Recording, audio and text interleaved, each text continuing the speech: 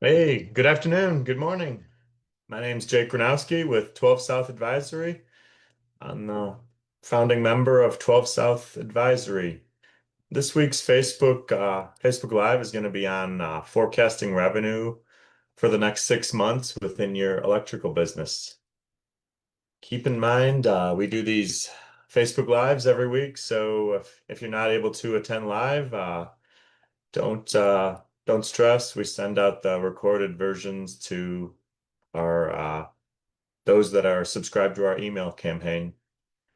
So yeah, to top things off, if your electrical business is not forecasting, you're obviously taking a lot of guesses and flying blind for the most part. I know a lot of small business owners who don't forecast their revenue or cash flow, and without a forecast, it's a forecast is kind of like your roadmap. Without a forecast, you're not in control of your finances and your numbers. Um, Oftentimes, business owners who do have a forecast, they don't update it each month with the actuals. So yeah, these are two issues that I see in the workplace. So what exactly is a forecast? A forecast is an educated prediction of revenue or cash flow if you're forecasting cash. It's based on past results. It's adjusted monthly or quarterly to include actuals and current trends. I've got adjusted start here as, some people, like I said earlier, some businesses create forecasts, but they never adjust them monthly or quarterly. So that's kind of half the battle, half the reason why you're forecasting is to include the actuals. So yes, one important step there. Without forecasting, you know, owners of businesses and C-suite individuals are unable to make strategic decisions, informed decisions. They're not able to, you know, do CFO, answer CFO questions like when it's best to hire. Do we have enough cash in the bank to cover the quarterly tax payments? Do we have are we making enough sales or service revenue to make that next big purchase? Things like that. Small profits often result because of poor forecasting or even forecasting that doesn't exist. So where to begin? I've mapped out a 6-step plan for creating a basic forecast. This could be done in even it can even be done in Microsoft Excel, something as easy as that. So where to begin? Step one, I'd start with data from the last 3 to 6 months. This gives you kind of a balanced, high level view of revenue, in terms of, seasonality, things like that. If you just base it on 1 month, that's tough because a lot of businesses often their revenues kind of fluctuate based on seasons and trends. So yeah, factor in things like monthly revenue, seasonality, you know, stagnant up and down trends.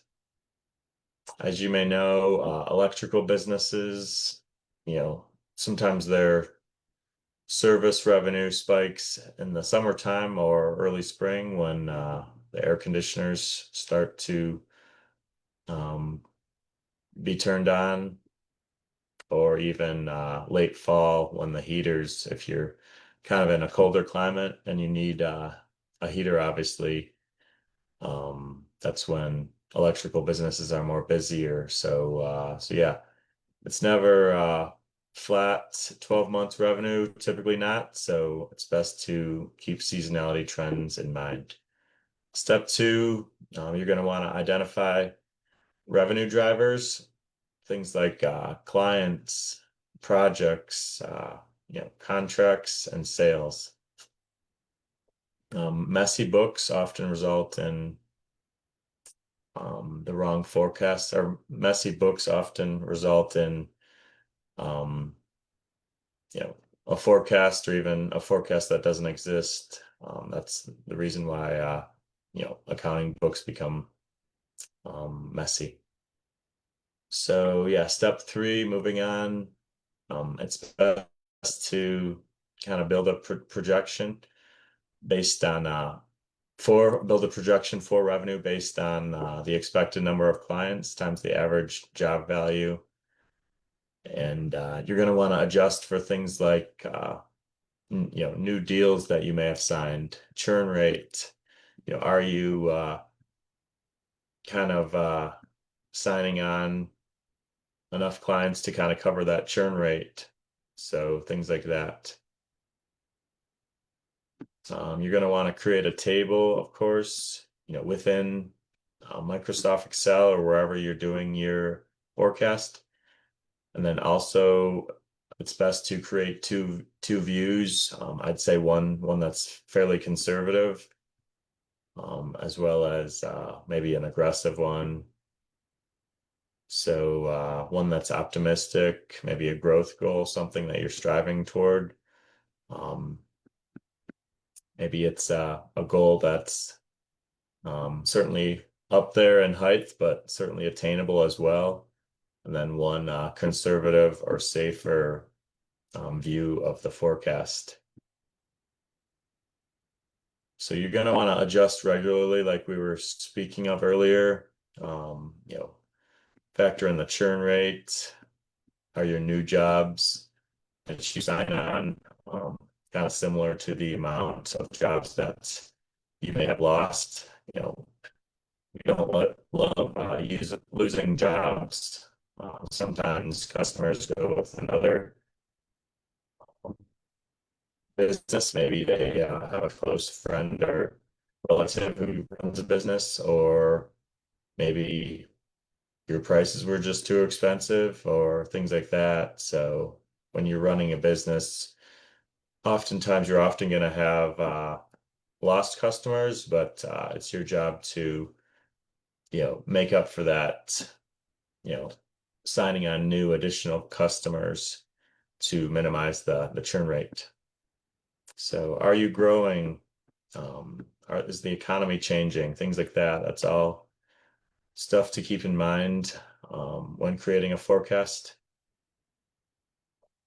Markets often change, sales fluctuate, and expenses can creep up. So with a forecast in place that's adjusted for regularly, things like this can be minimized. So some common mistakes to avoid is maybe too optimistic. That's why it's best to have maybe 2 or 3 different views of the forecast. One maybe aggressive, one maybe not so aggressive. Like we said, it's best to update. Oftentimes I see business owners guessing rather than using analytics. We're in the year 2026 now with all the different AI tools and software tools out there. It's obviously best for a business if they want to continue evolving with the economy and the other competition. It's best to use analytics when possible. So like we said earlier, forecasts just allow you to kind of answer those CFO level questions, reducing stress, less surprises, allows you to plan more strategically and proactively, and less time to make those large purchases and new hires. So another question I get sometimes is the difference between a budget and a forecast. A budget is more static. It's maybe done at the beginning of the period usually.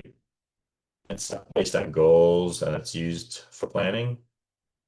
It's not quite as active or as a forecast. Forecast is more of the reality. It's ongoing.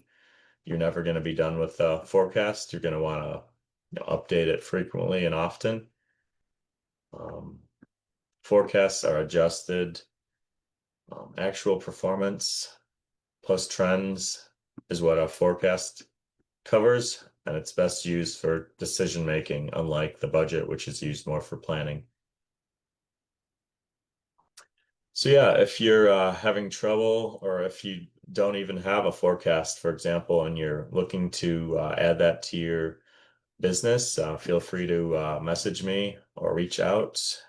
Any of the social media avenues here. There's a QR code. You could book a discovery call with us today for next week. So yeah, my name's Jake Gronowski. Thanks for tuning in, and we'll see you all next week.